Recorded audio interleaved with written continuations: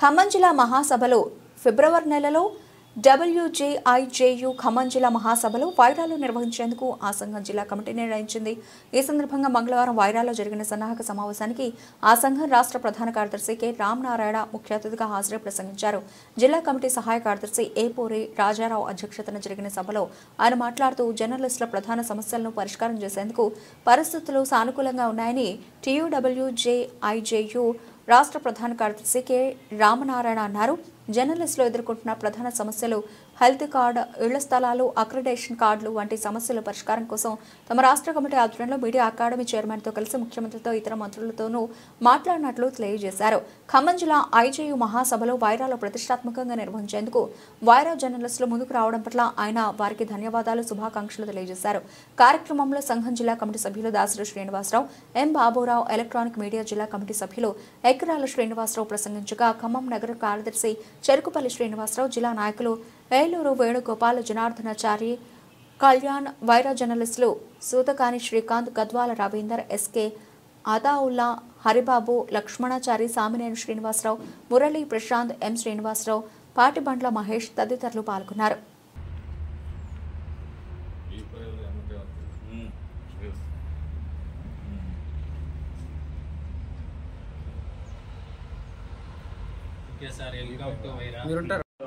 మిత్రులే కాకుండా వైరా నియోజకవర్గంలో ఉన్న మన యూనియన్ బాధ్యులు అందరూ, నాయకులు అందరూ ఈ జిల్లా మహాసభని విజయవంతం అవసరం ఉంది.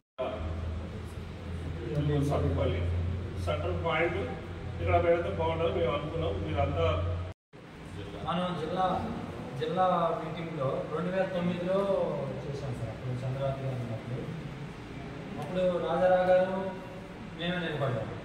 అప్పుడు తర్వాత ఎన్టీ శ్రీనివాస్ మన వాళ్ళందరి సహకారంతో విజయవంతం చేశాం.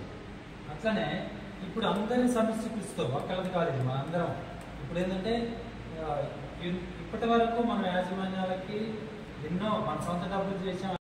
కొన్ని సెంటర్లు వైరా కూడా ప్రధాన కేంద్రంగా వార్తలు గ్రోత్ కావాలి, వార్తలు ఎక్కువ రాసేవాళ్ళు, వార్తలు బాగా రాసేవాళ్ళు ఇక్కడ ఉన్నటువంటి కేంద్రం. గతంలో కూడా మనం అనేక మీటింగ్లు పెట్టుకున్నాం, చిన్న మీటింగ్లు పెట్టుకున్నాం, పెద్ద మీటింగ్లు పెట్టుకున్నాం. రాజారావు గారు చాలా మీటింగ్లు పెట్టుకున్నాం. కొన్ని మార్పులు గీర్పులు చేసి కొద్దిగా ముందుకు పోవడానికి ప్రయత్నం చేస్తున్నారు. ఏది జర్నలిస్టుల పట్ల సాంతం. సరే, మిగతా వాటిలో వాళ్ళు ఇచ్చిన వాగ్దానాలు ఏంటి, చేసినవి ఏంటి, ఇవన్నీ మనం పక్కన పెడితే మన దగ్గరికి వచ్చేటప్పటికి మనం కొంత సానుకూలత గవర్నమెంట్ ఉంది. ఆ విధంగా రేవంత్ రెడ్డి గారు కూడా మీడియా అకాడమీ చైర్మన్గా మన ఆల్ ఇండియా అధ్యక్షుడైనటువంటి శ్రీనివాస్ రెడ్డి గారిని నియమించారు.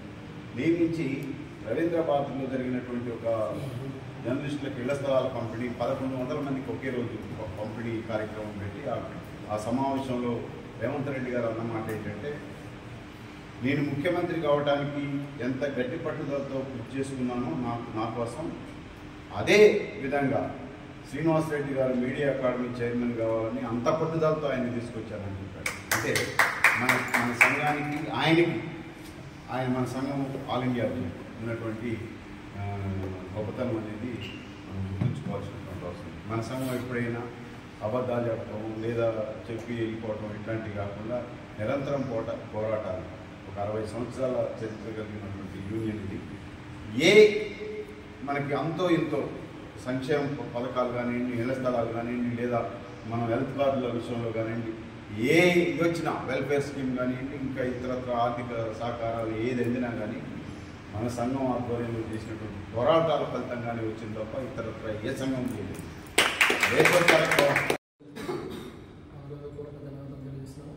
దాంతోపాటు మా వైరా నియోజకవర్గ మండలం, వైరా నియోజకవర్గ ప్రింట్ అండ్ ఎలక్ట్రానిక్ కూడా మన ధన్యవాదాలు.